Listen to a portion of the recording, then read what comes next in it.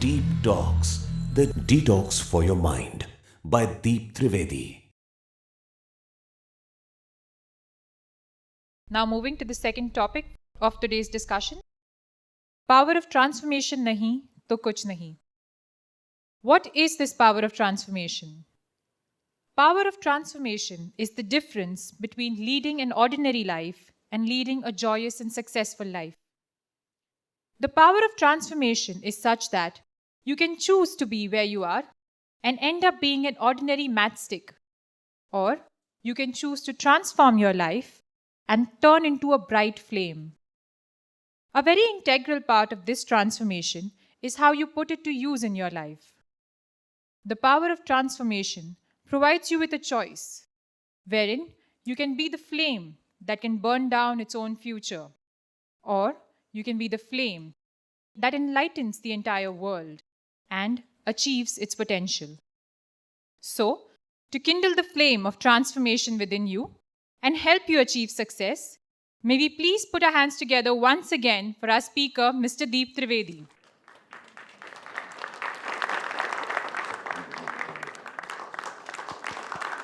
Thank you very much. मैं आप लोगों का स्वागत करता हूं एक बार फिर से। पावर ऑफ ट्रांसफॉर्मेशन, ये वर्ड सबने सुन रखा है, लेकिन इस शब्द की या इसकी प्रोसेस की साइको एनालिसिस करें उससे पहले एक चीज समझ लें कि जीवन जैसा है, जिसका है, हर किसी को लगता कि इसे बदलने की जरूरत है। ये जीवन जैसा चल रहा है वैसा चलेगा नहीं, अच्छा नहीं है, कुछ बदलना पड़ेगा, काफी कुछ बदलना पड़ेगा। ये सभी जने जानते, सभी कहते और इसका अनुभव सभी लोग करते। प्रेजेंटेशन चालू करना। सवाल ये है कि जीवन कैसे बदलता। चलो मान लेता हूं, बात भी सही है कि ये जीवन हमारा जैसा चल रहा है वो चल नहीं सकता। बदलना जरूरी है, बदलना चाहिए, मगर कैसे?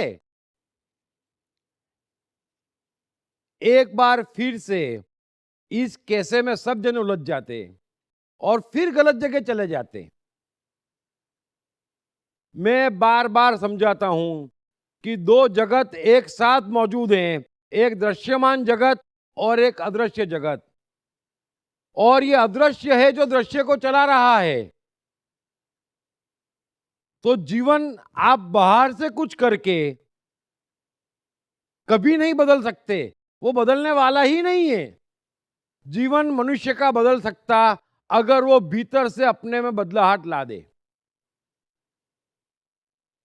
आप बाहर से कितना ही बदल लीजिए, एक ज्योतिष फेल हो गया तो आप 3 ज्योतिष नए पकड़ लीजिए। एक डिग्री काम नहीं आई, 10 नए पकड़ लीजिए। 4 रिश्ते काम नहीं आए, 20 और बना लीजिए। 3 धंधे नहीं चले, 40 और कर लीजिए। बाहर कुछ भी बदलने से आपका जीवन बदलने वाला नहीं है, क्योंकि बाहर जो घट रहा है वो आपके भीतर का रिफ्लेक्शन है। हर मनुष्य के भीतर का वो रिफ्लेक्शन है जो बाहर घट रहा है। बाहर का कुछ भी अर्थ नहीं है, लेकिन फिर हर मनुष्य समझता कि जीवन बदलना जरूरी और बदलने के लिए बाहर भगता। बाहर छोड़ दो आप। तो जीवन बदलना हो तो मनुष्य को स्वयं भीतर बदलना पड़ेगा। और भीतर बदलने के लिए पहले जरूरी है, भीतर बदलने के लिए पहले जरूरी है कि हम अपने भीतर को जानें। अगर हम अपने भीतर को ही नहीं जानेंगे तो हम बदलेंगे कैसे? और मनुष्य के स्वयं के बदले बगैर जीवन में कोई बदलाव आने वाली नहीं है, ये तय जान लीजिए। तो मोटा मोटी तौर पर कहूं अगर, तो मनुष्य के भीतर, मनुष्य के जीवन में 4 महत्वपूर्ण शक्तियां होती। उसमें पहली है बुद्धि, जो टॉप पे होती और बुद्धि की मास्टरी होती। वो देखती, पकड़ती, सुनती, पकड़ती, बस। तो कान और आंख से देखकर आप जो भी पकड़ते और पकड़ते ही रहते, और सारी चीजें आप सिर्फ कान और आंख से पकड़ते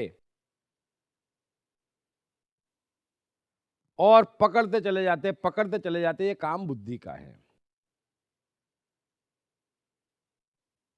और एक चीज अच्छे समझ लेना कि मनुष्य के ब्रेन को सिर्फ पकड़ने की सत्ता है।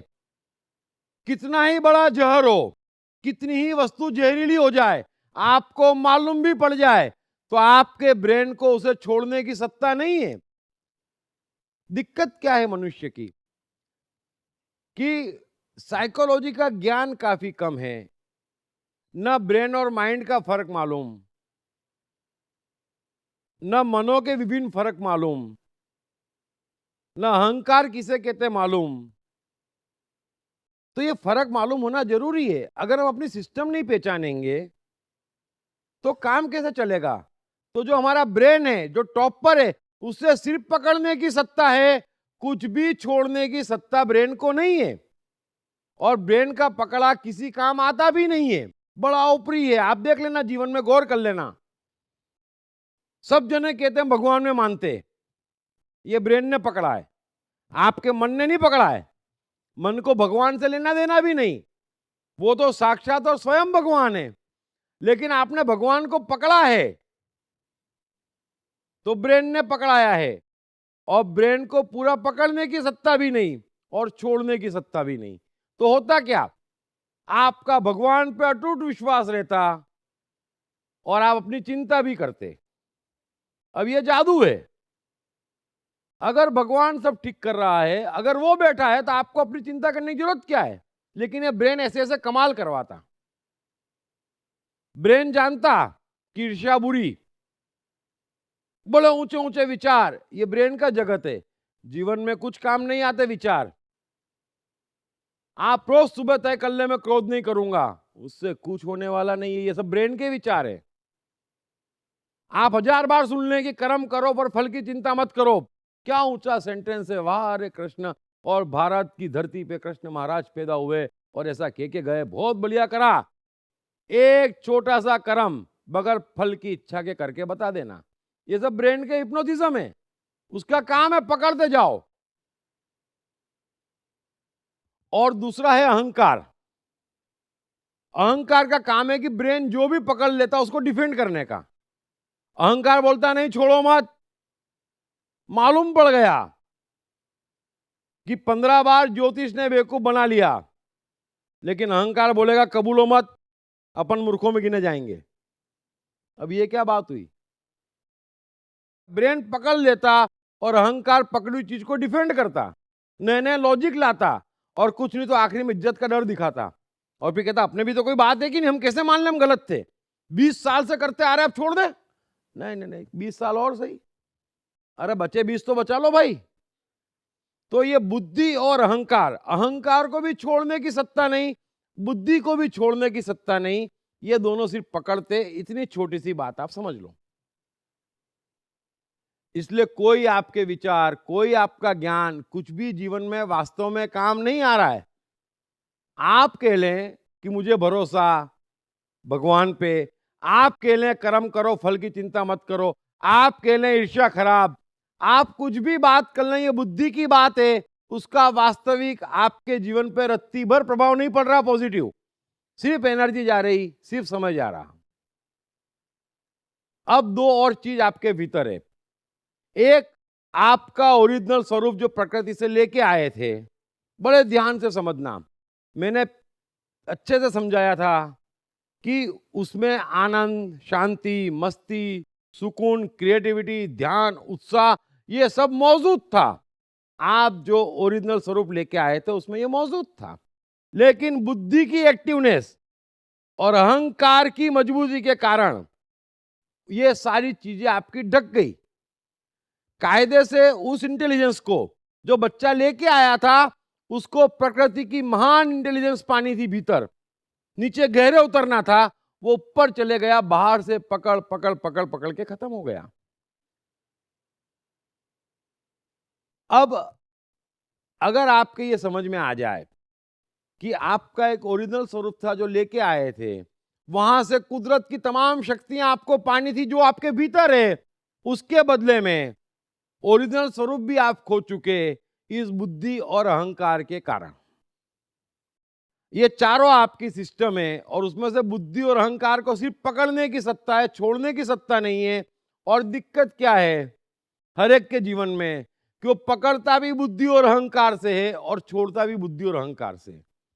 इसलिए न तो कोई कुछ पकड़ पाता न कोई कुछ छोड़ पाता, जीवन पूरा बीत जाता, अपने आप से ही खेलते रहते, परिणाम कुछ नहीं आता।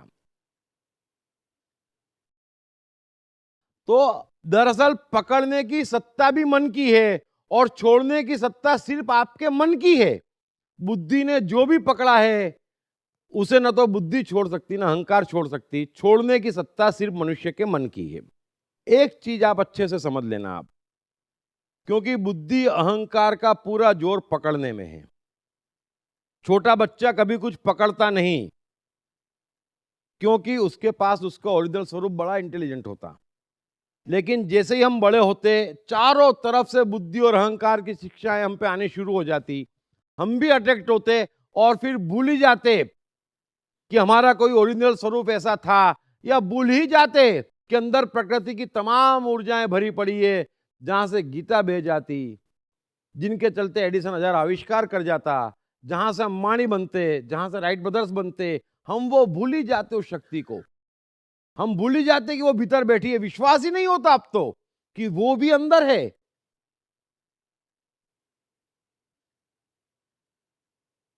तो एक चीज आप समझ लो कि जब पकड़ने की सत्ता बुद्धि की है, उसको मजबूती देने की सत्ता अहंकार की है।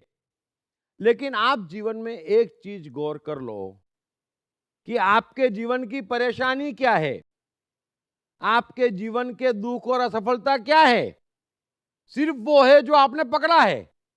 बड़े अच्छे से समझ लेना, आपकी बुद्धि आपकी अहंकार आपके साथ एक ऐसा खेल खेल रही है जिसने बर्बाद कर दिया सबको। एक भी चीज बता दो कि आपके जीवन की परेशानी क्या है, सिर्फ वो है जो आपने पकड़ा है ना।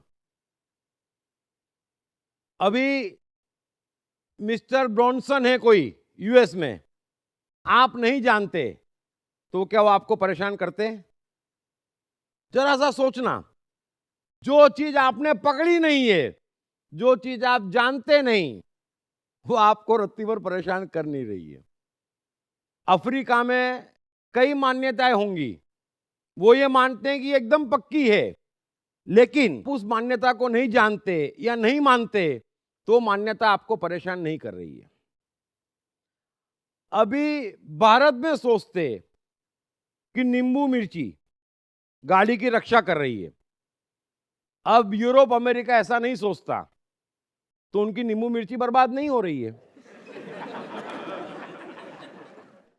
तो थोड़ा सा आप जीवन को समझना कि जो चीज आप जानते नहीं या जो चीज आप मानते नहीं, जो चीज आपने पकड़ी नहीं, वो आपको रत्ती भर परेशान नहीं कर रही है। अभी दुनिया में समझो आप 500 करोड़ की बस्ती में 200 करोड़ महिलाएं होंगी, आपने तो एक को पकड़ा, वही परेशान करती। तो जिसको भी आपने पकड़ा है वो आपको परेशान करता। ये अच्छे से समझ लेना, कुछ भी चीज हो, कैसी भी चीज हो, फिर उसमें एबीसीडी नहीं है। मन और बुद्धि का एक फर्क समझ लेना कि सारी एबीसीडी बुद्धि की है, मन की कोई एबीसीडी नहीं है। मन तो सीधा कहती क्या कर रहा है, उसमें मन को कोई इंटरेस्ट नहीं, उसमें परमात्मा को भी इंटरेस्ट नहीं, उसमें प्रकृति को भी इंटरेस्ट नहीं। आप वो ध्यान से कर रहे, बस आपको उसमें आनंद मिल रहा, बस। इससे ऊपर का ज्ञान नहीं और इससे ऊपर की सारी इंटेलिजेंस बेकार। लेकिन बुद्धि अहंकार कहते नहीं, मजा तो भजन में आना चाहिए, तो पवित्र। क्यों पेंटिंग में क्यों नहीं, 56 भोग में क्यों नहीं? तो ये बुद्धि की उपज है। आप समझ लेना बुद्धि कहां कहां मरवा रही। बुद्धि पकड़ लेती और आप पकड़ लेते कि नहीं मजा तो यहीं आना चाहिए। अरे मजा कहीं पे भी आया आपका है, प्रकृति कहती सब पवित्र। ध्यान लगता तो मजा आएगा, उत्साह होगा तो मजा आएगा, प्रेम होगा तो मजा आएगा।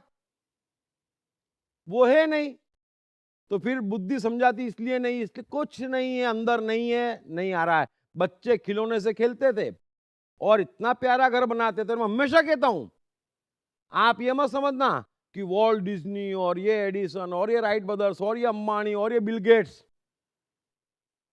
कुछ कर रहे हैं, वो कुछ नहीं कर रहे हैं। वो भी घर ही बना रहे हैं जैसे बच्चे बनाते थे, बड़े ध्यान और प्रेम से, मजाक में, बगैर सीरियसनेस के। वो आदत छोड़नी नहीं थी, आपने छोड़ दी। उनके घर हंसते हंसते बन रहे हैं, बड़ी मस्ती में बन रहे हैं, बगैर सीरियसनेस के बन रहे हैं और शानदार बन रहे हैं। आप वो घर बनाना ही भूल गए क्योंकि आपने समझ लिया कि ये भी कोई खेलने की चीज है। अरे सभी चीज खेलने की है, छोटी कार बड़ी कार, चीज खेलने की ही है। हम भूल गए उस बात को। बिल गेट्स नहीं भूले, हेनरी फोर्ड नहीं भूले, राइट ब्रदर्स नहीं भूले। वो खेल रहे हैं और खेल ही खेल में सारा काम हो रहा है। आपको बुद्धि और अहंकार ने गंभीर कर दिया। ये अच्छा बुरा पाप पुण्य सब जान लो, सब समझ लो पहले बराबर, फिर तय करो। 80 साल में इतना जान लेंगे तो तय कब करेंगे? जीवन बीत जाता मालूम नहीं पड़ता, मौत आ जाती मालूम नहीं पड़ता। इसलिए मन और बुद्धि का फर्क समझो कि बदलने की सत्ता मन को है, बुद्धि अहंकार सिर्फ पकड़ाती और डिफेंड करती, और जो पकड़ा उसका दुख, जो पकड़ा है उस कारण असफलता है। चलो, नया नहीं पकड़ेंगे ये हम समझ गए। अब आते हैं जो पकड़ा है उसका क्या, है ना। अगेन दिक्कत है साइकोलॉजी की, बहुत कम नॉलेज है साइकोलॉजी का, जबकि पूरी की पूरी चीज नियम से चल रही है। छोड़ने का भी एक फिक्स नियम बना हुआ है, उसको भी कोई फॉलो नहीं करता। वो भी बाहर से डमरू बजा बजा के छुड़वाते। थोड़ा सा गौर करना।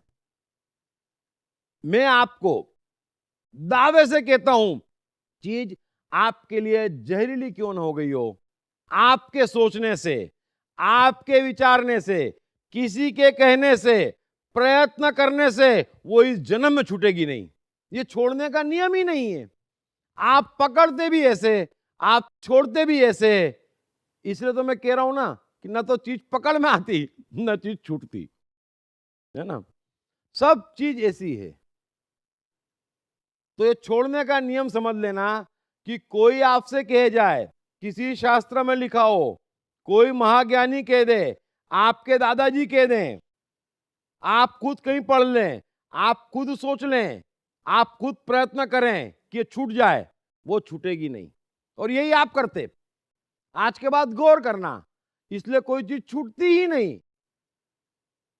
बड़े अच्छे से समझ लेना कि जो पकड़ लिया है वो छूटेगा ऐसे नहीं, और किसी का नहीं छूटा, छूट सकता ही नहीं है।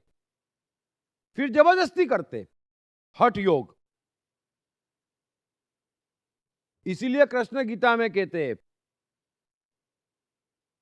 कि हठ योग से बड़ा अज्ञान नहीं है। जीत क्या? इस प्रकृति में किसी की जीत नहीं चल सकती, जिससे बड़ा अहंकार नहीं है। मैं ये छोड़ दूंगा। अरे आपको पावर ही नहीं है छोड़ने का इस तरीके से। क्या छोड़ दूंगा? मैं एक भी सोमवार नहीं खाऊंगा आजीवन। अरे क्या बात करते हो आप? आप फिजिकली नहीं खाते, मेंटली पूरा खा जाते। थोड़ा चीज को समझना कि हठ नहीं है और जबरदस्ती करते। मुझे बड़ा आश्चर्य होता है साइकोलॉजी में। मैं इतनी साइकोलॉजी जानता, मैं मना करता। मेरा एक अजीज दोस्त था और बहुत काम करता था, मैं कहूं मेरा एकमात्र दोस्त था। अब उसको तंबाकू खाने की आदत थी। अब 50 साल उम्र हो गई थी, सिर्फ 4 साल पुरानी बात है। आया मेरे पास, बोले मेरे को छोड़नी है और छोड़ दूंगा मैं। मैंने बोला तो तरीका ही गलत है भाई, आपको क्यों छोड़नी है? और बोले गड़बड़ हो जाती इससे। मैंने किसने बोला गड़बड़ हो जाती? और किसके फोर्स पे छोड़ रहे हो? बोले पत्नी मना कर रही है, माता पिता बहुत परेशान। मैंने बोला तुम पागल हो, ये तरीका नहीं है, मत पढ़ना, इसमें साइकोलॉजिकली रॉन्ग है। बोले नहीं मैं तो गोवा जा रहा हूं 10 दिन के लिए और कमरे में बंद हो जाऊंगा और तंबाकू ले नहीं जाऊंगा, फिर देखता हूं कैसे नहीं छूटती है। मैंने बोला तू मरेगा। समझ लेना एक चीजें मरने के लक्षण है। आप यही करते, पकड़ते भी ऐसे, छोड़ते भी ऐसे, छूटती है कहीं। उसने छोड़ी, वाकई छोड़ी उसने। 1 साल बाद उसको कैंसर हो गया, क्योंकि छोड़ना नहीं चाहते। आप जबरदस्ती कब करते? जब आप छोड़ना नहीं चाहते। और छोड़ना नहीं चाहते तो आप बुद्धि से शरीर को फोर्स करते, मन उसको 100 गुना पकड़ लेता। फिर मेरे से मिलने आया शेरेटन में वो और उसकी वाइफ। ये ज्यादा 1.5 साल पुरानी बात है। मैंने उसकी हालत देखी। उसी समय मेरे साथ में जो था उनको कह दिया कि मेरी उसकी अंतिम मुलाकात है। बड़ा आसान है, लेकिन सवाल ये कि इतना नुकसान झेलता है, तो पकड़ लेता, फिर पकड़ने के बाद छोड़ देता। अब उसके कहने से, उसके कहने से, इसके कहने से, यहां लिखने से, आपके सोचने से कुछ हो ही नहीं रहा है। उसकी भी एक प्रोसेस बनी है छोड़ने की भी। ये छोड़ के भग जाते ना जो सन्यास, आप देखना उन्हीं के शास्त्र में उर्वशी और मेनका आती, फिर ऐसे ही नहीं आ रही है कहीं से, आधा अधूरा बेमतलब का। तो मैं आपसे ये कह रहा हूं कि सोच के, समझ लेना, समझ के, डर के, खतरनाक हो जाएगा, ज्यादा खतरनाक हो जाएगा। और आप भी देखना, सारी चीजें गहरी क्यों घुस गई है, कुछ छूटता नहीं है। आदमी बोलता कल नहीं खाऊंगा, सोमवार रात से भूख लगना शुरू हो जाती। कोई भी गौर कर लेना, आप मन के नियम को बदल नहीं सकते। अच्छे लगे बुरे लगे, कौन क्या कहता मैं सिद्ध करता, आपके भीतर की बात है, छोड़ नहीं सकते आप। इस तरीके से जिद मत करो, हट मत करो। पकड़ने की भी हट, कोई भी पकड़ा जाता, अरे कोई हमारा गोडाउन है, जो भी आता डाल जाता, ढूम ढूम ढूम ढूम। फिर कोई आता, अरे ये क्या कर रहे हो, ढू ढू ढू। अरे इन आउट, स्टॉक रजिस्टर हो गया हमारा जीवन। कोई डाल जाता उसका स्टॉक, फिर कोई निकालने कहता उसका स्टॉक नहीं। ये भी मैं कितनी बार कहता कि जो नियम प्रकृति के कण पे लागू है वो हमारे पूरे जीवन पे लागू है। तो न्यूटन का एक लॉ है कि कोई भी वस्तु तब तक समान गति से गतिमान रहेगी जब तक उसको फोर्स न दिया जाए या अवरोध न पहुंचाया जाए। बिल्कुल सिंपल लॉ है। यही लॉ हमारे जीवन का है। कोई भी मनुष्य जैसा होता वैसा ही रहेगा, वो रत्ती भर बदल नहीं सकता जब तक उसको कोई गति ना दे। समझ लेना, एक तो आप अच्छे खासे हिंदू हैं और फिर कोई गति दे दे कि 4 धाम तो करनी ही पड़ेगी, तो आप गतिमान हो जाते। ये कोई गति देता, आप समझ लेना, फिर कोई अवरोध पहुंचाता, अरे ये क्या कर रहे हो ऐसा, फिर आप रुक जाते। आप अपने आप चलते रहेंगे तो कोई गति और कोई अवरोध आप पर असर नहीं करेगा। लेकिन जैसे ही आप बुद्धि लगाएंगे तो लोग बाग आपको गति देते हैं। आप गौर करना, आज के बाद कोई विचार, कोई किताब, कोई महाराज, कोई परिवार, कोई दादाजी, कोई माताजी, हम तो अपने जमाने में इतना पैदल चलते थे, तो भाई गाड़ी बन गई ना, क्या करें। तो अच्छी चीजें पैदल चलना, हम भी चलते थे, लेकिन अब गाड़ी बन गई, क्या करें, तो स्पेशल चलने जाते, है ना। तो जीवन बदलता, किसी की इन्फ्लुएंस में आप पॉजिटिव साइड आते, कोई गति देता तो आप तेजी से दौड़ते। कोई कहने वाला चाहिए, आपको गति देते, आप गति में आ जाते, आपको आना नहीं चाहिए।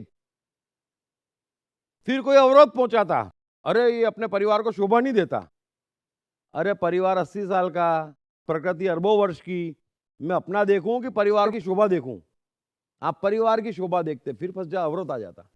अब आप गौर करना जीवन में कि जब आप गतिमान होते तो क्या आप पूरे घुस जाते अंदर? नहीं, आप पूरे नहीं जाते, क्योंकि सिस्टम गलत।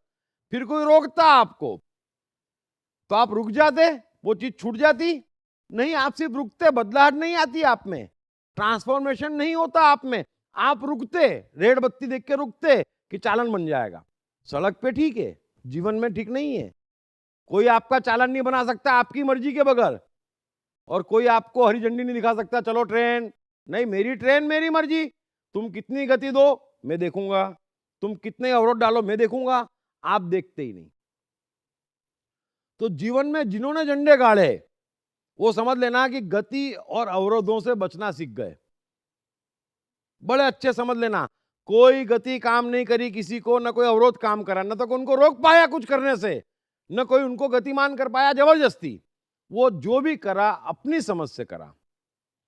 ये बड़ा सूक्ष्म फर्क समझ लेना कि आप बदलते नहीं है।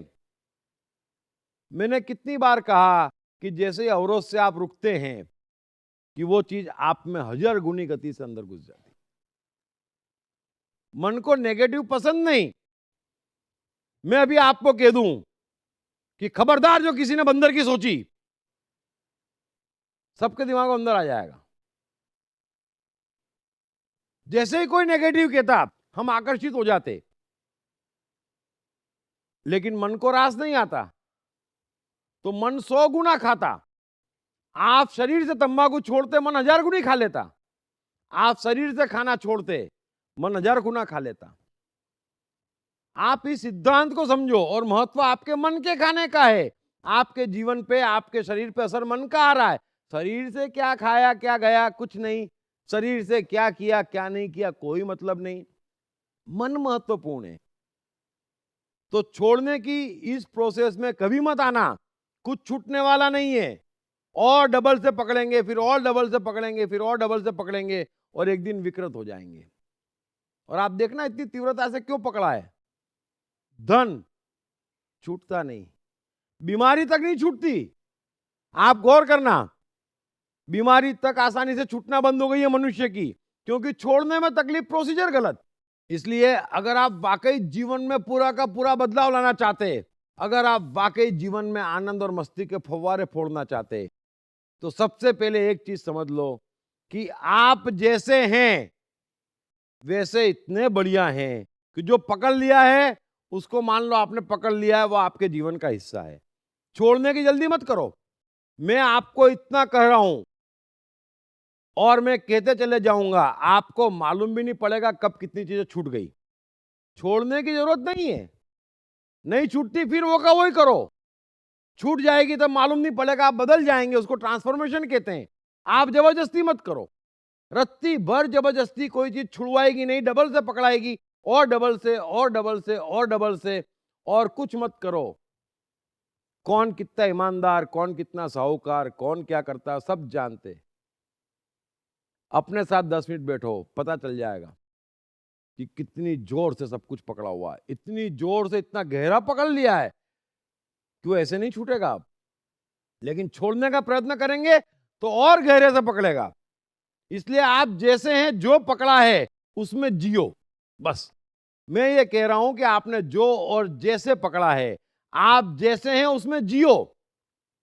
और आप मान लो कि हाँ मैंने पकड़ा हुआ है और नहीं छूट रहा, कोई बात नहीं।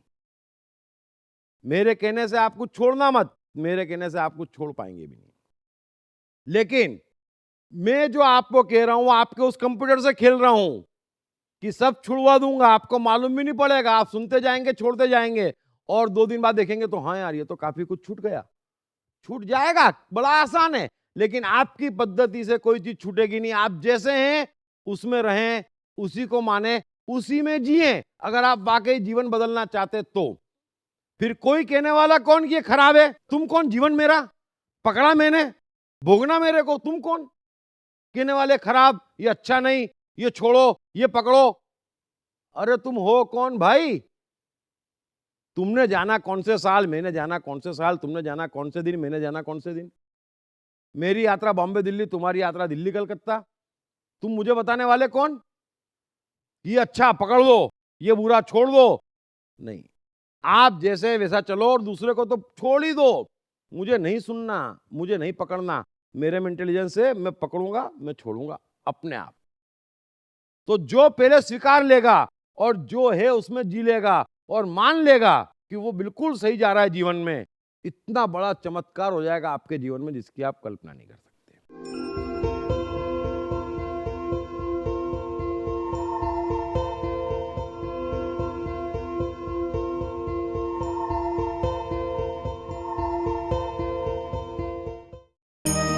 कृष्णा मन और जीवन के मास्टर।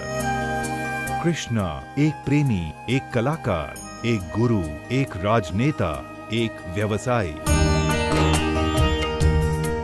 कृष्णा शून्य से सृजन करने का एक श्रेष्ठ उदाहरण। कृष्णा जो कठिनतम परिस्थितियों में भी हंसते हुए जीने की कला सिखाते हैं। कृष्णा जिन्होंने जीवन का हर युद्ध जीता।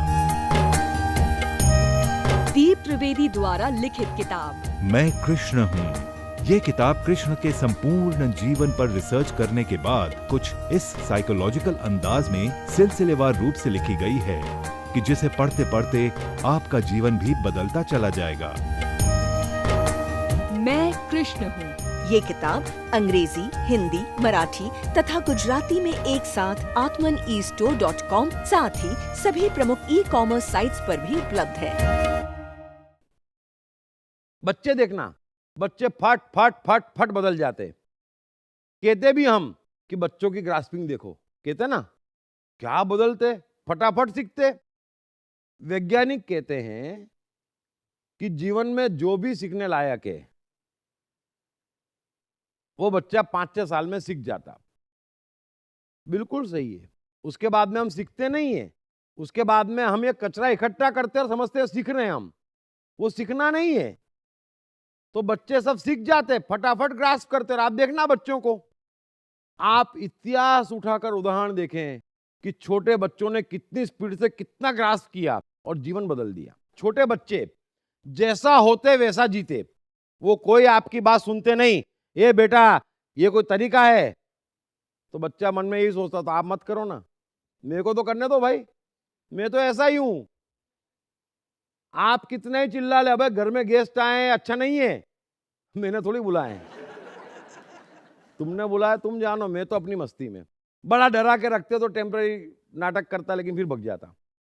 तो छोटे बच्चे जैसे हैं वैसे जीते। तो वैसे जीने में आप में एक पावर ऑफ ट्रांसफॉर्मेशन आता। सब कुछ एक क्षण में बदल जाता। आपकी थर्ड आई जो आपके भीतर है, तीसरी आंख, वो जागृत हो जाती, जो सब भस्म कर देती। आपके छोड़ने से, आपके सोचने से कुछ भी बदलने वाला नहीं है। अगर आप जैसे हैं, जो पकड़ा है सब बराबर है, उसी में जी रहे हैं, उसके प्लस माइनस भोग रहे हैं हंसते हुए कि हमने ही पकड़ा था भाई, है ना। आग थी, हाथ डाल दिया था, अब जल गए, तो जलन को भी मजा लो। आप जो हो, जैसे हो, बच्चे जैसे हो जाओ कि हाँ ऐसा है भाई, क्या करें। वो बोले तुमको घर से निकाल देंगे, हमारा भाग्य। कोई बोले समाज से निकाल देंगे, हमारा भाग्य। सबको निकाला है, कोई बाकी नहीं है। क्या मीरा, क्या बूथ, क्या कृष्ण है, क्या एडिसन, क्या आइंस्टाइन, हमको भी निकाल दो, हमारा भाग्य। लेकिन आप बने वहां तक, जितना फर्क नहीं पड़ता, मामूली एडजस्ट कर लिया ठीक है, लेकिन आप बदल लो मत, तो आप में पावर ऑफ ट्रांसफॉर्मेशन आएगा। और उसी के मैं आपको 3-4 किस्से सुनाता हूं कि स्टीव जॉब्स 13-14 साल के होंगे तो लाइफ मैगजीन उनके हाथ में पड़ गई। तो 2 अफ्रीकन बच्चों के उसमें फोटोग्राफ थे और बड़े कष्ट में थे वो। 4-5 साल के बच्चे बड़ा कष्ट में थे, जमाने भर की बीमारियां और ये वो सब।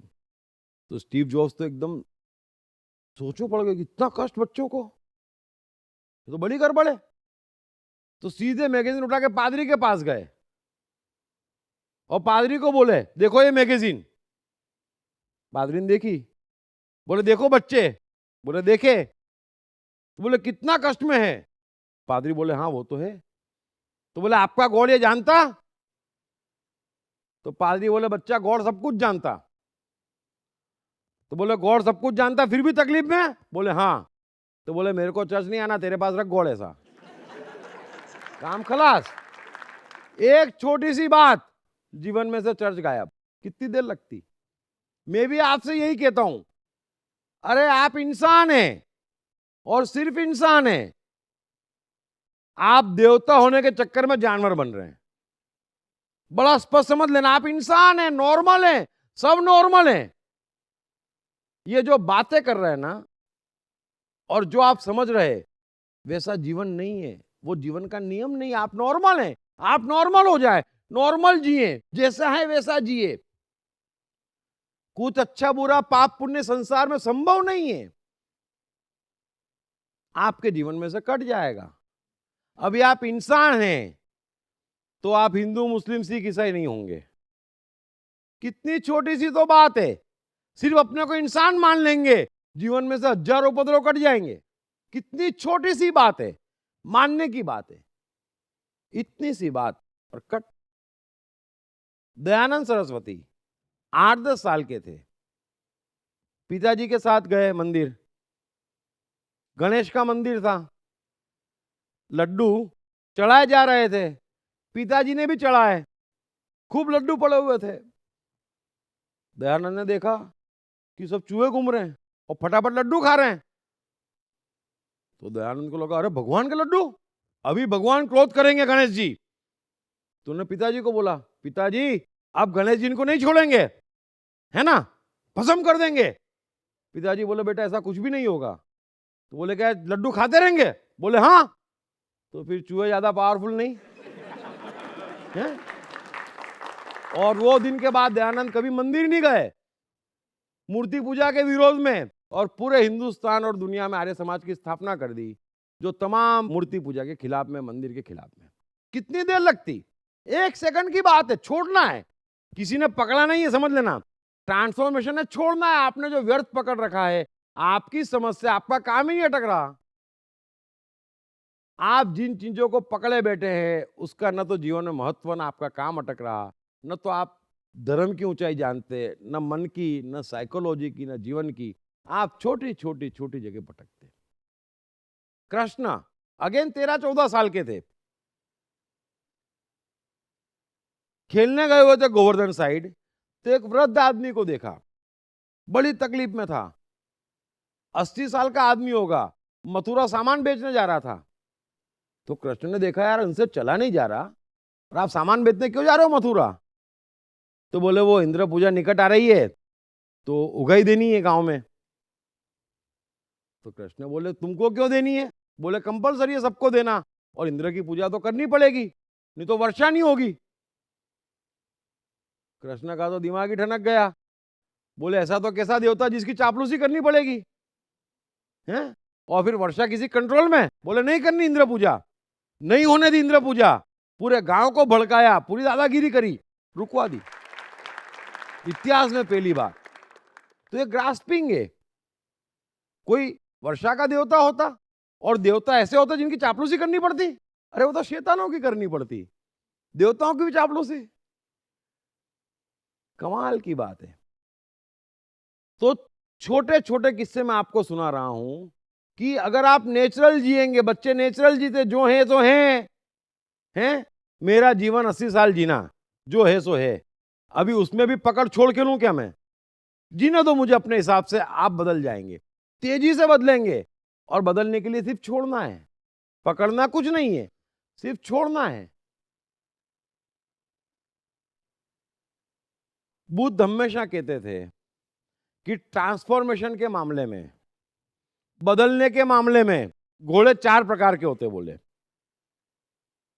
पहली प्रकार का घोड़ा बड़ा मजबूत होता, कितना ही मारो हिलता ही नहीं, कितने ही चाबुक पड़े, कितने ही दुख आए, कितनी असफलता आए, एक के एक तरीके से 1000 बार मूर्ख बने, वो बदलता ही नहीं, कितने ही चाबुक पड़े, मजबूत घोड़ा होता।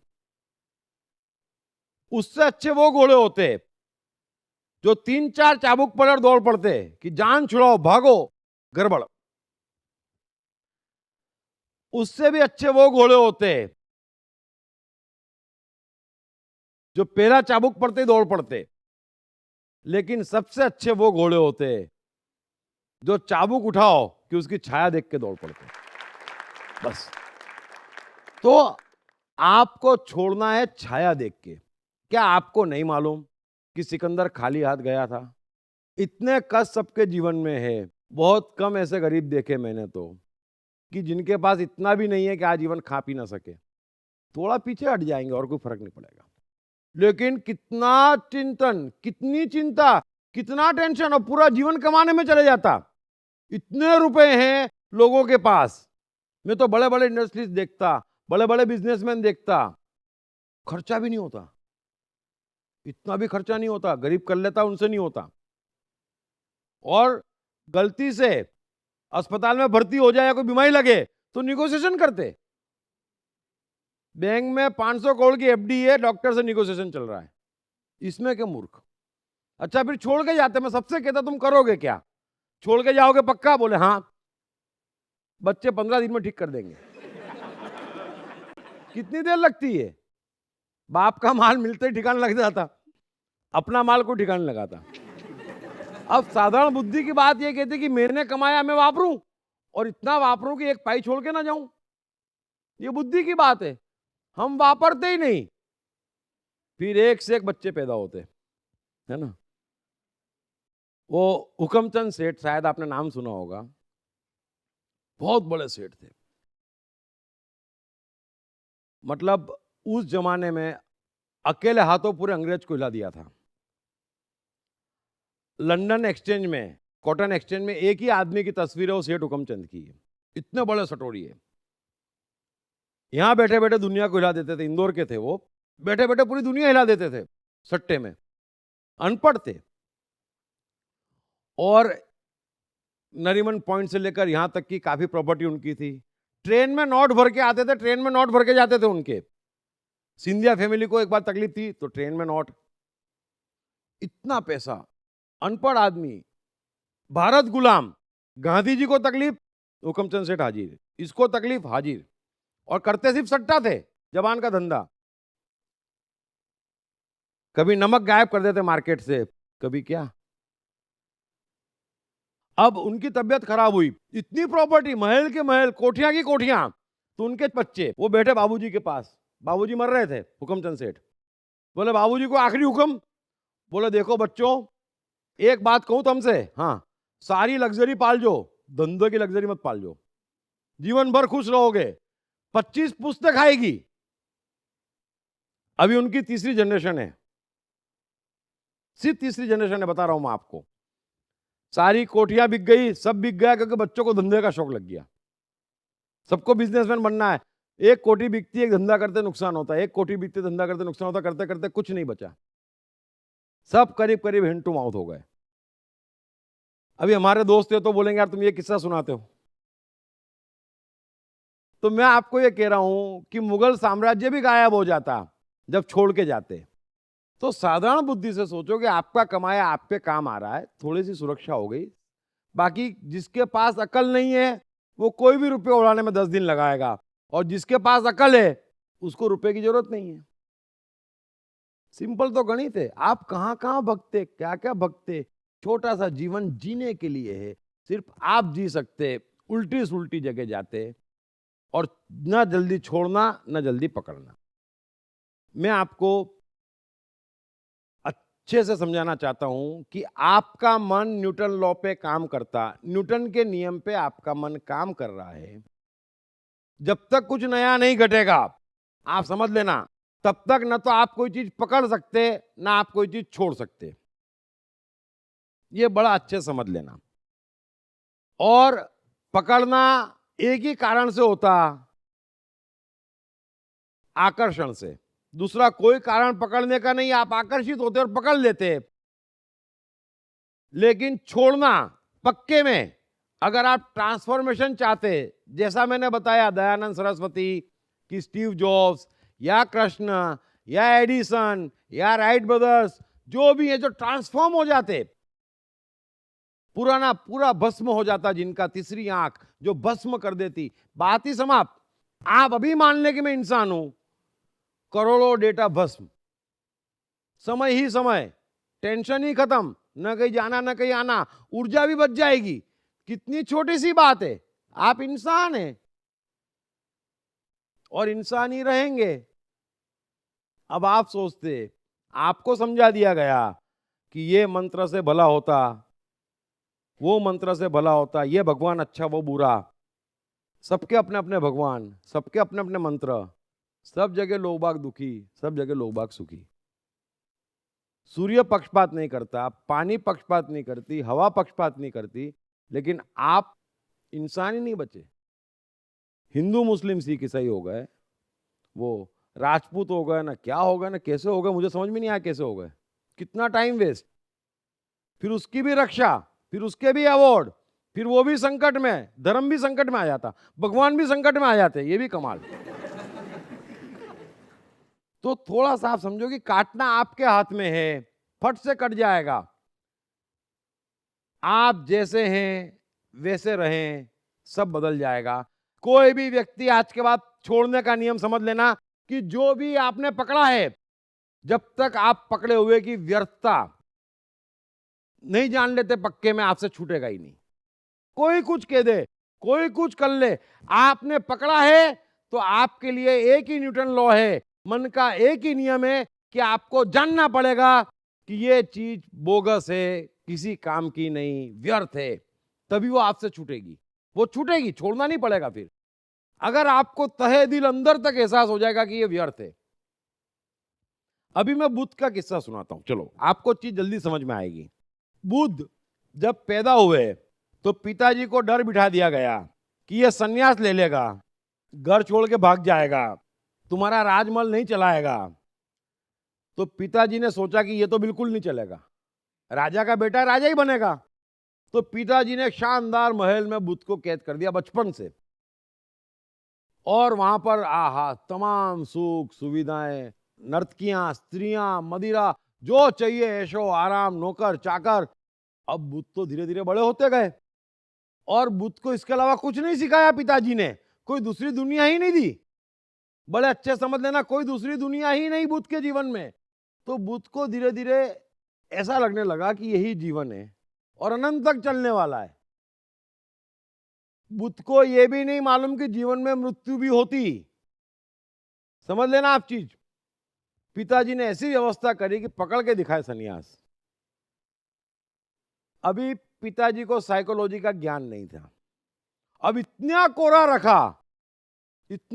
रखा बुद्ध को, तो एक मृत्यु देखी और पूछे ये क्या है? बोले मर गया, गुड बाय फॉर एवर हो गया। और बुद्ध बोले फिर मैं भी गुड बाय फॉर एवर होऊंगा। बोले हाँ, तो मैं क्या कर रहा हूं यहां पे? है? अगर मैं तो समझ आता है परमानेंट है, सदैव। वाह, नहीं है ऐसा। एक बीमार देखा, बुद्ध बोले ये कितनी तकलीफ में क्यों है? बोले वृद्ध हो गया। तो बोले मैं भी वृद्ध होऊंगा। बोले हाँ, और भागो। और बुद्ध भाग गए कि छोड़ो, ऐसा जीवन क्या रखा है। अब बुद्ध के पिताजी अगर उसको इतनी व्यवस्था ना करते, कोरा ना रखते और सिर्फ ज्ञान दे देते कि जीवन माया है, धर्म असली है, शिक्षा करो, हमारे जैसा ज्ञानी बना देते, तो एक नहीं 1000 मृत्यु देखते, तो भी बुद्ध नहीं बदलते। आप फर्क समझ लेना। मैं आपको कह रहा हूं कि आप बच्चों की तरह कोरे रहो, आप जैसे हैं वैसे रहो, आप बदल जाएंगे। लेकिन ज्ञानी तो सबको ज्ञान है। अभी किसी से भी कह दो माया पे लेक्चर दो, अरे जीवन में क्या रखा है, क्या लेके आए थे, क्या लेके जाएंगे, है? बड़ा आसानी से धम धम धम धम। नहीं नहीं नहीं, ये खरत बात नहीं, ये आपका नॉलेज नहीं है, ये आपका ट्रांसफॉर्मेशन नहीं है। आप तो पकड़ के बैठे हैं। मैं कह रहा हूं बिल्कुल परफेक्ट, आप पकड़े रखो। तो बुद्ध भाग गए कि महल में कोई सुख नहीं, जीवन का अंत है, बुढ़ापा आना है, मैं कर क्या रहा हूं? भाग गए। अब भाग गए तो एक तो राजकुमार और ऊपर से हट्टे कट्टे और एकदम पक्के। जो एक मृत्यु देख के भाग जाए उससे पक्का कौन? तो जितने भी सन्यासी थे, उस समय एक ही धर्म था, हिंदू धर्म। तो जितने भी सन्यासी बुद्ध को देखते आकर्षित करते, इधर आओ महाराज, ये शास्त्र पढ़ लो, ज्ञान उपलब्ध हो जाएगा। बुद्ध तो भिड़ जाते, पूरे शास्त्र पढ़ लेते। अभी 1 महीना हो गया, पूरे शास्त्र पढ़ लिए। सन्यासी से बोले पूछो क्या पूछना है, बताता हूं। बोले अच्छा। बुद्ध बोले अब क्या? बोले बस इतना ही मैं जानता हूं भाई, मैं पढ़ रहा था, तुमने पढ़ लिया। तो बुद्ध ने शास्त्र छोड़ा। फिर कोई बोले उपवास करो, कोई बोले शीर्षासन करो, कोई बोले ये करो, जो बोले बुद्ध करे। पूरा हिंदुस्तान घूमे, जो जो बोले करे, डूब के करे, एकदम खो जा उसमें। और मालूम पड़े कि नहीं मिला ज्ञान, छोड़ दे। अब ये करते करते ऐसा दिन आया कि कुछ नया करने को ही नहीं बचा। जितने शास्त्र, जितने पंडित, जितने सन्यासी जो सिखा सकते थे सब सीख लिया बुद्ध ने। और बुद्ध को समझ में आया कि नहीं मिला। अजीब पोजीशन हो गई बुद्ध की। महल से भागे थे कि वहां कुछ नहीं है, धन में कुछ नहीं है, संसार में कुछ नहीं है, पत्नी में कुछ नहीं है करके भागे थे कि धर्म ले लूंगा। पूरा धर्म छांट मारा, मालूम पड़ा उसमें भी कुछ नहीं है, तो अब करे क्या बेचारे। और बुद्ध के साथ 4 और सन्यासी थे, और उस समय उनको उपवास की ट्रेनिंग दी जा रही थी एक सन्यासी द्वारा। तो बुद्ध ने वो भी करी 1.5-2 महीने। फिर बुद्ध ने देखा कि यार मैं तो आधा हो गया, ये हड्डियां दिखने लग गई, मेरी सुंदरता गायब। बुद्ध ने बोला भागे सन्यास। वो खूब खाना शुरू करा उन्होंने, खूब खाते थे बुद्ध, सब छोड़ दिया, सारे प्रयत्न बंद, न महल जाना, न ये पंडितों के पास जाना, न शास्त्र पढ़ना, न कुछ पकड़ना, न कुछ छोड़ना, कुछ बचा ही नहीं। तो खूब खाने लग गए। बुद्ध के साथ जो 4 सन्यासी तो भग गए। अरे बोले ये तो गया, आउट ऑफ लाइन हो गया, बोले बुद्ध। अब इसी मनोदशा में बुद्ध घूम रहे थे, तो एक दिन बोधि वृक्ष के नीचे बैठे थे, हो गया निर्वाण। कितनी देर लगती, जब कुछ पकड़ना नहीं, छोड़ना था, बुद्ध ने छोड़ दिया। एक के बाद एक चीज छोड़ते गए, सब व्यर्थ है। मैं आपसे वही कह रहा हूं कि आपने जो पकड़ा है वो व्यर्थ है। फिर कोई कुछ भी पकड़ा जाता, फिर वो कहते महान है, इससे मिला, उसको मिला। कुछ किसी को नहीं मिलेगा, जीवन में दुख मिलेगा जो पकड़ोगे। लेकिन छोड़ने की कोशिश मत करो, छोड़ने की जिद भी मत करो, उसको भोगो, उसमें जियो, जैसे बुद्ध जी डूब के जियो। जो आपको पसंद आता, जो आपकी आदत है, जो आपने पकड़ा, उसमें डूब के जियो। जब आप डूब के जियोगे तो पता चलेगा अरे रे तो बहुत ही बोगस आइटम निकली। अभी आप पत्नी से झगड़ा करते, आप छोड़ नहीं पाते, डूब के प्रेम कर लेना। आप जिस चीज में डूब जाओगे, आप एक नियम समझ लेना, वो चीज छूट जाएगी। लेकिन कोई ये कह दे आपको कि बगैर भोगे छूट जाएगा, मेरी बात सुनो, ये पाप है। अबे तुम कौन कहने वाले पाप है, हैं? इसलिए कृष्ण का गीता में एक और श्लोक मैं आपको सुनाता हूं कि कृष्ण अर्जुन से कहते हैं कि हे अर्जुन, सब कोई चारों ओर से मुझे ही भज रहा है। कितनी सुंदर बात कृष्ण ने कही कि अर्जुन, सब कोई चारों ओर से मुझे ही भज रहा है, सब कोई मेरी ही पूजा कर रहा है, हर कोई दौड़ के मेरी तरफ आ रहा है। एक व्यक्ति ऐसा नहीं जो अन्य कुछ कर रहा है। यही मैं आपसे कह रहा हूं, कोई दुनिया में ऐसा नहीं है जो परमात्मा की तरफ नहीं जा रहा है तेजी से। क्यों? क्योंकि 2 तरीके के लोग हैं। जिसने जो पकड़ा है, कृष्ण कह रहे हैं कि जिसने पकड़ा है वो भी मेरी तरफ आ रहा है, उसमें डूब के जी लेने दो, छोड़ देगा, है ना। तो आ तो मेरी तरफ ही रहा है। आपने जो जो पकड़ा है, समझ लेना कि वो आप छोड़ने की तैयारी कर रहे हैं, और कुछ भी नहीं है। कृष्ण कह रहे हैं कोई पाप नहीं है। जो जो कर रहा है और जितना डूब के कर रहा है, वो उसको छोड़ने की तैयारी कर रहा है और मेरी तरफ आ रहा है। और जो छोड़ रहा है वो तो सीधा मेरी तरफ आ रहा है। तो आप ये मत समझना कि आपने कुछ पकड़ा है और आप कुछ कर रहे हैं और कुछ खराब हो गया। कुछ खराब नहीं हुआ। जो पकड़ा है उसमें जी लो, छूट जाएगा, 2 कदम परमात्मा की तरफ बढ़ जाओगे। तो कोई भी कुछ भी कर रहा है अर्जुन, सब मेरी तरफ आ रहे हैं। कृष्ण डरा नहीं रहे हैं, हुर्र ये करा बालक पाप। अरे कृष्ण को किसको डराना है? कौन पाप कर लेगा? और फिर तुम ही तो कहते उसकी मर्जी बगैर पत्ता नहीं हिलता, तो फिर मैं कैसे पाप कर लूंगा भैया? हैं? सीधा सवाल पूछ लो, क्यों गाली सुन के आते? कोई पाप नहीं। ये सन्यास लेने के सिवा कोई पाप नहीं। जीवन से भागना, कर्मों से भागना, अरे कर्मों से न भागे कोई तो 2 करोड़ सन्यासी हट्टे कट्टे खेती करवाओ, 2 रुपए प्याज देता हूं मैं। क्या बात करते हो आप यार?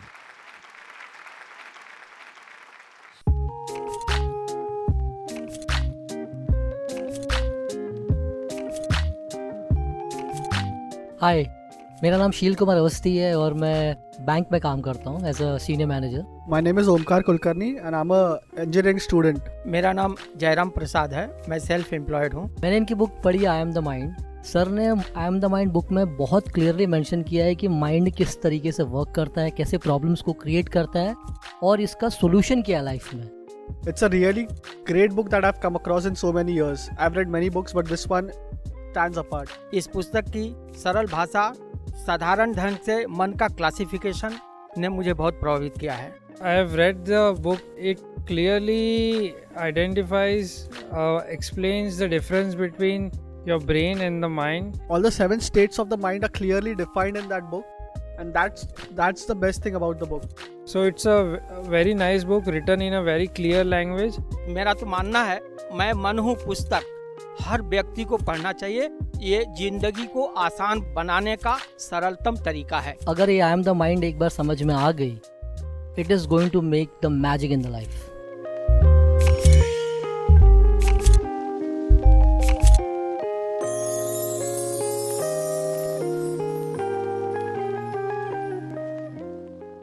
कोई चीज मानो मत, जानो। जितने बड़े व्यक्तित्व है ना, उसमें से कोई कुछ मानता नहीं है। आप भी क्यों मानते? आप मानेंगे तो कोई कह देगा मैं तो कल कृष्ण से मिलके आया, तो आप मान लेंगे? आप मान लेते, डरते, और सही में मिलके आया हो तो? ऐसे लोग भगवान से मिलके आते, फिर 4 चेले कह देते मैंने देखा था रात को भगवान आए थे। अरे उसको पैसे मिल रहे, पार्टनरशिप है। आप क्यों मान रहे हो? कोई कुछ भी कह दे, आप जानो, मानो मत। और जो जानते हो वही आप हो। आप जानते कुछ नहीं हो, मानते सब कुछ हो। मैं यही कह रहा हूं कि आप 10 चीजें जानो और वही आपका व्यक्तित्व, लेकिन मानो कुछ भी मत। कोई कैसे भगवान में मान लेता, मुझे आश्चर्य होता। ये तो अंतिम ऊंचाई है मनुष्य की, भगवान में मानना।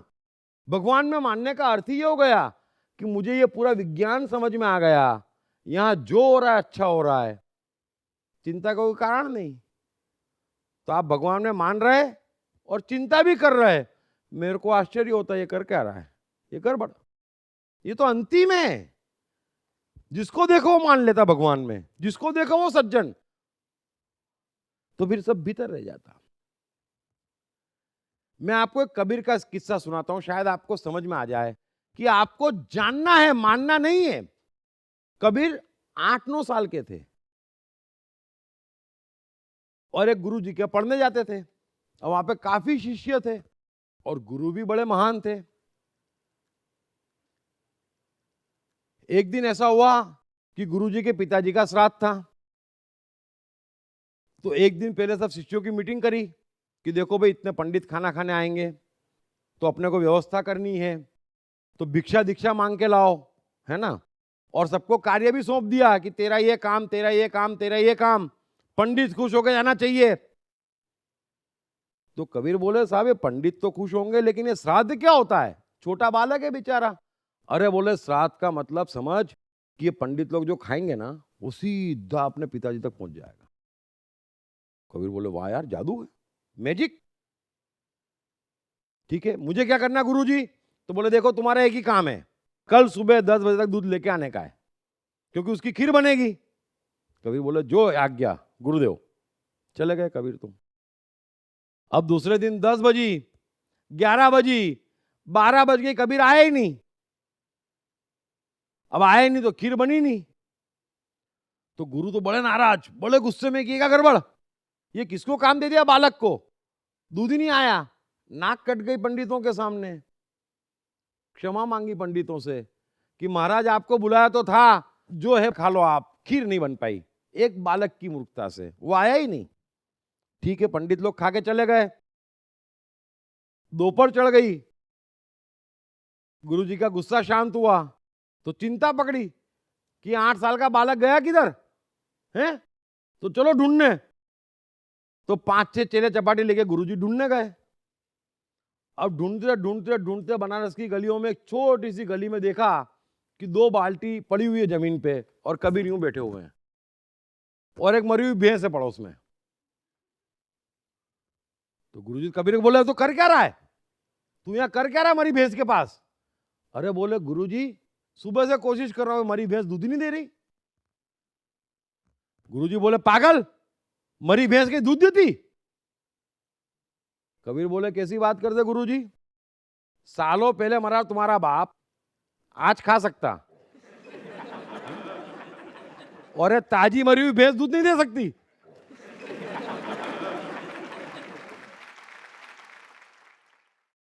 कभी ना बोला जानो, मानो मत। तो जानने की कोशिश करो आप, कि आप कह मत दो कि जो हुआ अच्छा हुआ, सत्य है, आप जानो। कर्म करो पर फल की चिंता मत करो, आप पढ़ो मत, रोज पढ़ लोगे गीता, कुछ नहीं होने वाला, जानो, मानो मत, जानो। तो जानना एक जीवन की प्रोसीजर है। आप मानो मत, जानो, क्योंकि जो आप जानते वही सत्य है, जो आप मानते पूरा असत्य है, उसका प्रभाव कैसे आएगा आपके जीवन पे, जब आप जानते नहीं और आप सिर्फ कह देते हाँ कुछ नहीं होने वाला।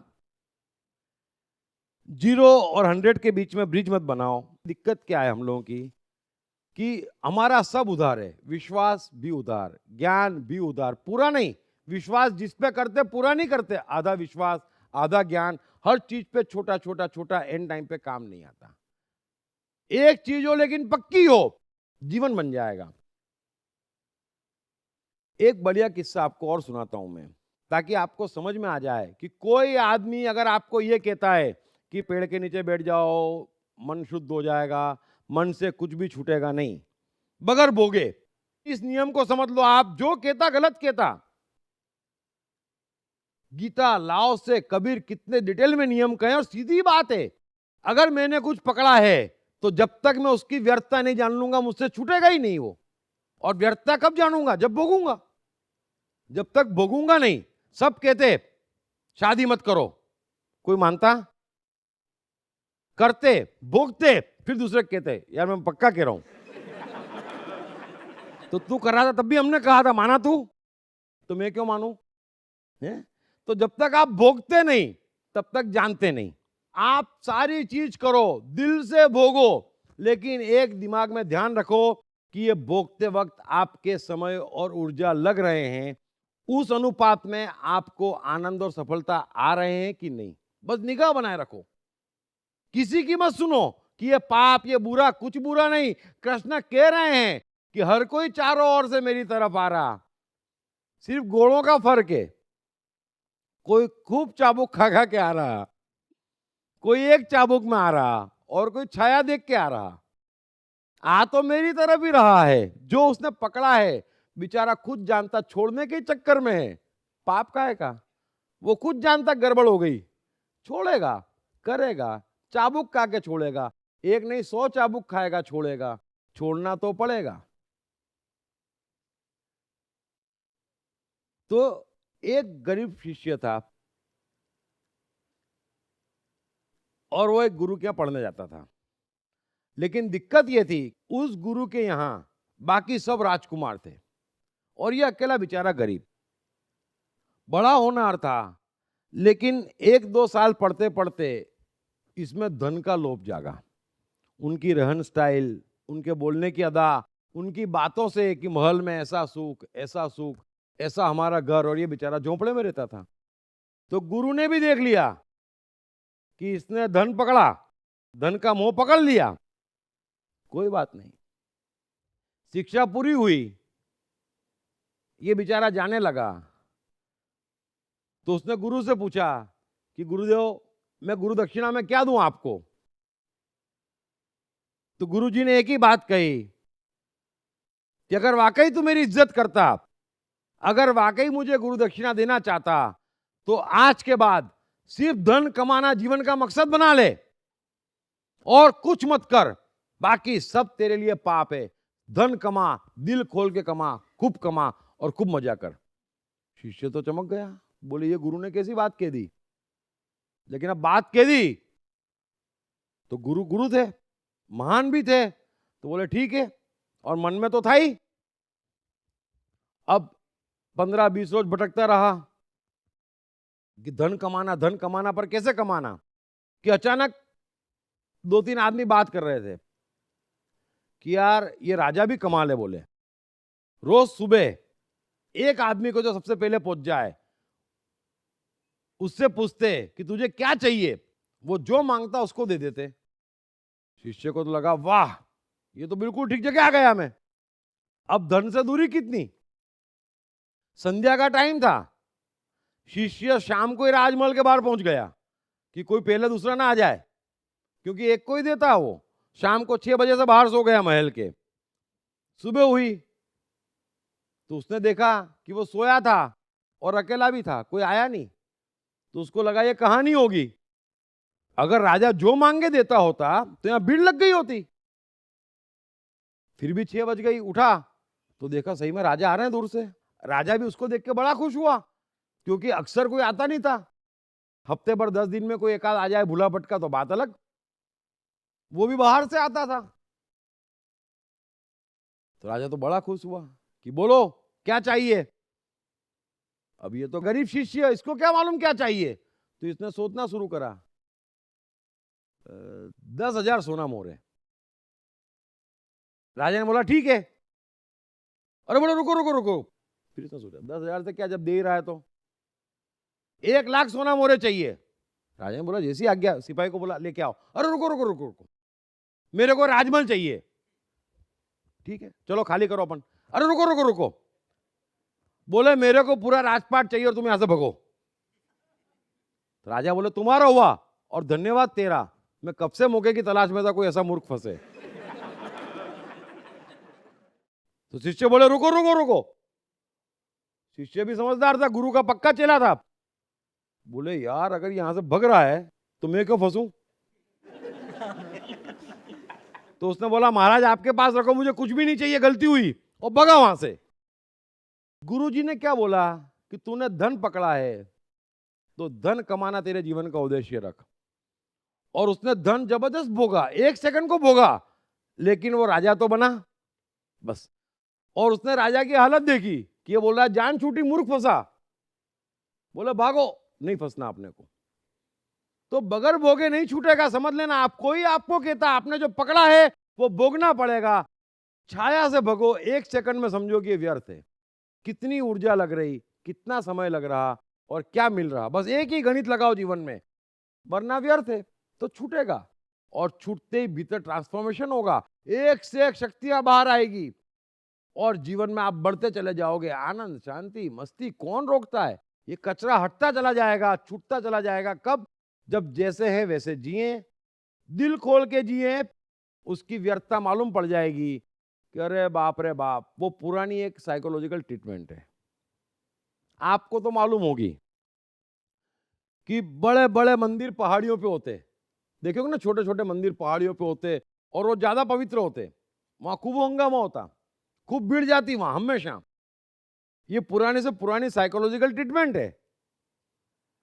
अब वो सब जने जाते, मंदिर वहां रहता है ना, और यहां चढ़ाव चढ़ते 1 2 3, फिर बीच में पानी पीते, फिर मंदिर की तरफ देखते, फिर चढ़ते, वहां पहुंच जाते, बड़ी मेहनत करके जाते, बड़ा कष्ट उठाते, पहुंचते, थोड़ी देर बैठते, पूजा पाठ करते, फिर वापस आ जाते। वापस क्यों आते? क्योंकि वहां कुछ मिला नहीं। तो ये एक साइकोलॉजिकल ट्रीटमेंट है। कितनी मेहनत करके ऊपर गया था, कितनी उम्मीद लेके गया था, कितना कष्ट उठाया, कुछ नहीं मिला है, जान ले। तो इतनी पहाड़ी पे कुछ नहीं मिला तो जमीन पे कहां से मिलेगा। बैठे रहे शांति से। तो आपको जानना है, इतनी दूर पहाड़ी चढ़ाते फिर लौट के आ जाते, लौट के क्यों आते, बस यही तो समझना है। आप जाते फिर लौट के आ जाते, तो लौट के आने में समझ में नहीं आ रहा कि हम गलत जगह आ गए, ये गलत डिग्री ले ली, ये गलत आदमी है। आप लौट के आ जाते फिर चले जाते, फिर लौट के आते फिर चले जाते। नहीं, लौट के आते ही समझ जाओ कि ये गड़बड़ हो गई। इसलिए समझ लेना कि जीवन में जिसकी जितनी कम पकड़ है, अगर आपकी पकड़ एकदम कम होगी तो आप एडिसन, आइंस्टाइन, मोजार्ट, पिकासो बन जाएंगे। और आपकी पकड़ अगर शून्य होगी, जैसे बुद्ध की, कोई भी चीज बुद्ध की छूटी तो अनुभव किया कि ये व्यर्थ, फिर छूटी, लेकिन जो पकड़ी वो पूरी करी। उन्होंने शास्त्र पकड़ा, पूरा पढ़ा, पूजा पकड़ी, पूरी करी, प्राणायाम पकड़ा, पूरा करा, शीर्षासन करा, पूरा करा, जमीन में घुसे, पूरे घुसे, उपवास किया, पूरा किया। और पूरा करने के बाद ही पूछा कि ये पूरा किया, इससे आगे कुछ है? बोले नहीं, इतना तो मैंने भी नहीं किया, तो मुझे तो नहीं मिला भाई, मैं खबर देके जा रहा हूं। मैं खबर दे रहा हूं कि मुझे नहीं मिला, बस। तो आप भी खबर लो, पूरी लो। कोई कहता है ना तो ठस जाओ, बैठ जाओ वहां पर।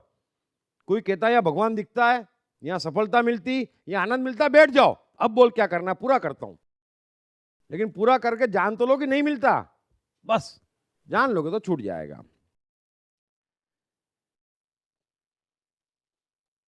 तो थोड़ा सा समझ लेना कि जीवन का ये नियम है, मेहरबानी करके न्यूटन लॉ पे चलता, आप नियम से चल रहे हैं, अगर आपने पकड़ा है तो उसकी व्यर्थता जाने बगैर छूटेगा नहीं।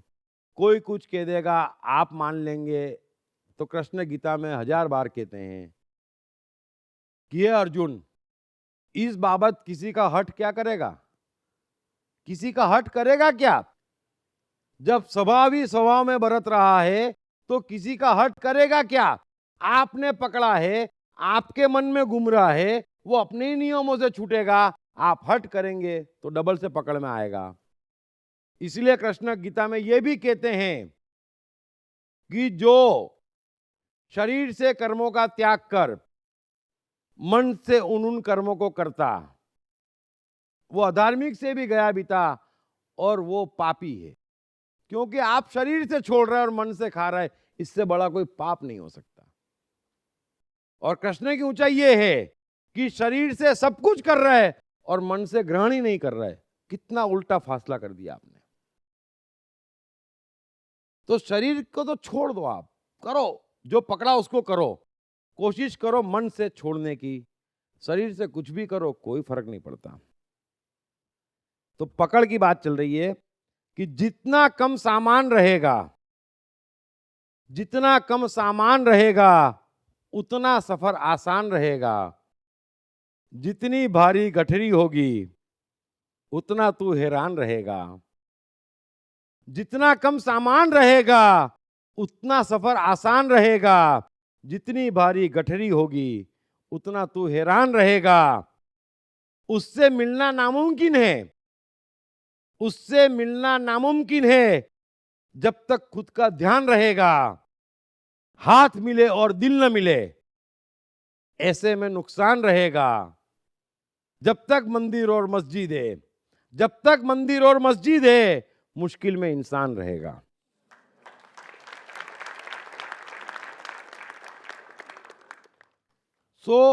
आप एक गलतफहमी निकाल दो कि कोई ये कह दे कि मैं भगवान से मिल सकता, तो भगवान से किसी की मुलाकात होने का नियम ही नहीं है। प्रेम गली इतनी साकरी इमे दो न समाए, तो उससे मिलना नामुमकिन है जब तक खुद का ध्यान रहेगा। इसलिए मैं आपको एक अंतिम किस्सा सुनाता हूं ताकि आपको समझ में आ जाए कि आप कितना ही पवित्र मान रहे, कितना ही महान मान रहे, कितना ही उपयोगी मान रहे। जो पकड़ा है वो आपके दुख का मूल है, वो आपकी असफलता का राज है। तो जो भी पकड़ा है उस पकड़ने में गड़बड़ है। अभी रामकृष्ण परमहंस सब जानते, काली के भगत थे, सब जानते। उनके जीवन में अड़चन आ गई। इतने काली के भगत थे कि धीरे धीरे 24 घंटे वो कालीमय हो गए और सपनों में काली आने लगी। अब रामकृष्ण परमहंस परेशान कि बोले यार वो जो परिवर्तन आना चाहिए जीवन में, इतने साल हो गए नहीं आ रहा, तो करूं क्या? तो एक महान सन्यासी का नाम उनने सुन रखा था, उनके पास गए और बोले मेरी ये समस्या है, मुझे भगवान मिल ही नहीं रहा। सन्यासी ने बोला पागल, तेरे को मिल ही नहीं सकता। बोले क्यों? क्योंकि तू तो काली का भगत है। तो बोले तो काली तो मेरे सपने में आती, काली तो मेरा जीवन है। तो बोले वैसा भी नहीं है, तू काली का भगत है, काली भी और तू भी है। तेरी समस्या यह है कि तू भी और काली भी है, जबकि प्रेम गली इतनी साकरी इमे दोनों समाए, तो काली छोड़नी पड़ेगी। रामकृष्ण परमहंस बोले काली छोड़ूंगा तो करूंगा क्या? बोलो तो छोड़नी पड़ेगी। अब की सपने में आए तो उसको बोल देना माते जी जाओ, न जाए तो डांटना, झगड़ा करना, लेकिन जाने देना उसको, भगा के मानना। रामकृष्ण परमहंस ने कोशिश करी, वाकई काली गई। रामकृष्ण परमहंस महान संत हो गए, क्योंकि पकड़ा हुआ तो कुछ भी है वो बाधा है। आप एक चीज समझना, पकड़ा हुआ तो कुछ भी है बाधा है, काली सिर्फ इतना सहयोग कर गई रामकृष्ण को कि बाकी सब छुड़वा गई और सिर्फ काली रह गई। काली भी छूट गई। तो मैं आपसे यही कह रहा हूं, पकड़ा तो जो भी है दुख का मूल है। आप ये मत समझना कि मीरा ने कृष्ण को पकड़ा है। मीरा के भीतर सिर्फ कृष्ण रह गया है। एक फर्क है रामकृष्ण परमहंस और काली का, और मीरा और कृष्ण का फर्क है। मीरा मिटी है, रामकृष्ण परमहंस नहीं मिट पा रहे थे, तो काली को रवाना करना पड़ेगा। तो मैं आपसे यही कहता हूं, जितना कम सामान होगा उतना भीतर से निकलेगा। जितना ऊपर वजन होगा वो कैसा भी होगा आपको सिर्फ तकलीफ देगा, आपको बाधा पहुंचाएगा, आपको रोकेगा। और इसलिए मैं एक अंतिम बात आपको समझाने की कोशिश करता हूं, शॉर्ट में टाइम कम पड़ रहा है तो, कि कर्म करो पर फल की चिंता मत करो। ये जीवन में हर जगह आप ध्यान रख लेना। जितना आप इस सूत्र को पकड़ेंगे आपकी सारी पकड़ भस्म हो जाएगी। एडिसन प्रयोग करता करता करता प्रयोग में डूबता, एडिसन गायब हो जाता, प्रयोग में सफल होता, प्रयोग भूल जाता, रहता वही का वही। आप समझ लेना आपके साथ पूरा झमेला है। लेकिन कर्म करो पर फल की चिंता मत करो। ये 1000 जगह से मैजी के जीवन में हर चीज की दवाई एकमात्र ये है कि अगर फल नहीं है तो आप पकड़ के दिखाओ। तो सॉरी, क्योंकि हॉल देना इस्कॉन को, उनका अपना प्रोग्राम से, तो सवाल नहीं ले पाऊंगा मैं। Thank you very much to all of you.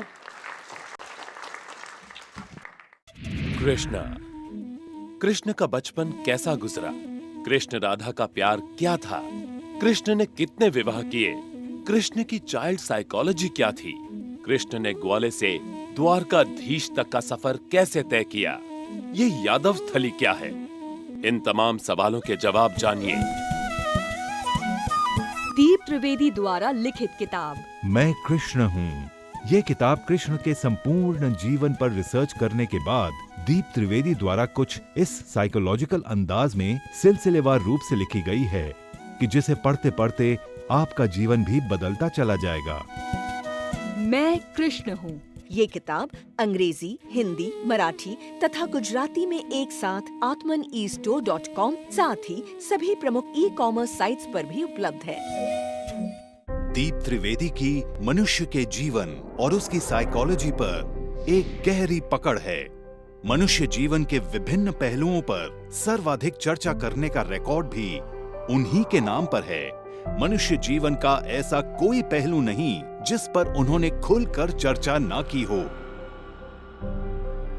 जैसे कि path of life, personality, complex, guilt, love, expectation, partiality, acceptance, fear, hypocrisy, creativity, wealth, who is God, concentration, confusion, power of transformation, joy and success, mind and brain, day sleep, natural intelligence, change your future, ego, non-violence, freedom, तथा दीप talks ताओ ते चिंग के अंतर्गत दीप त्रिवेदी द्वारा मशहूर Chinese philosopher लाओ त्से के महान सूत्रों पर चर्चा, परिचय, समय, मन, सफलता, संकट, धर्म, राजनीति और दीप टॉक्स भगवद गीता के अंतर्गत जीवन की किसी भी समस्या से निपटने के लिए दीप त्रिवेदी द्वारा भगवद गीता के संपूर्ण 18 अध्याय पर चर्चा।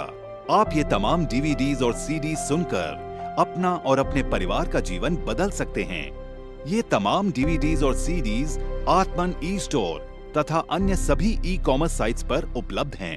जब भी कोई बच्चा पैदा होता, माता पिता बड़ी उम्मीद लगाते। ये जरूर एडिसन बनेगा, ये जरूर स्टीव जॉब्स बनेगा, ये जरूर सफल होगा। परंतु होता ऐसा कुछ नहीं। अधिकांश जीवन की चक्की में पिसकर रह जाते हैं। क्यों? सिर्फ गलत शिक्षा तथा गलत परवरिश के कारण, साइकोलॉजिकल अज्ञान के कारण। अतः बच्चों की साइकोलॉजी समझने हेतु एवं उनकी क्षमता निखारने हेतु आज ही खरीदें श्री दीप त्रिवेदी द्वारा लिखित किताब मैं मन हूँ। ये किताब atmanestore.com पर उपलब्ध है। सुनिए श्रीमद् भगवद गीता, कृष्ण और अर्जुन का अद्भुत संवाद, संपूर्ण 18 अध्याय। हरीश भिमानी, कृष्ण भूटानी, विष्णु शर्मा और अरविंद मेहरा की मधुर आवाजों में श्रीमद् भगवद गीता, विश्व का सबसे उच्चतम ज्ञान, हर समस्या का बस एक समाधान। 4 CD set now available at 20% discount. Only on Atman e-store and all other leading e-commerce sites. हर बच्चे में सफल और महान बनने की संभावना छिपी होती है। सवाल बच्चे द्वारा अपनी प्रतिभा को निखारने का तथा सही परवरिश पाने का ही होता है। दीप त्रिवेदी द्वारा लिखित रोचक ग्राफिक बुक्स पढ़िए। The story of Thomas Edison, अनपढ़ एडिसन के महान वैज्ञानिक बनने की दास्तान। नॉटिनेस टू ग्रेटनेस, स्टीव से स्टीव जॉब्स बनने की कहानी। हॉटी टू डॉन्टी, चाइल्ड साइकोलॉजी समझने हेतु शेर के बच्चे की कहानी। न सिर्फ बच्चों बल्कि हर माता पिता व टीचर के लिए भी आवश्यक ग्राफिक बुक्स हिंदी तथा अंग्रेजी में आत्मन ई स्टोर तथा अन्य सभी ई कॉमर्स साइट्स पर उपलब्ध।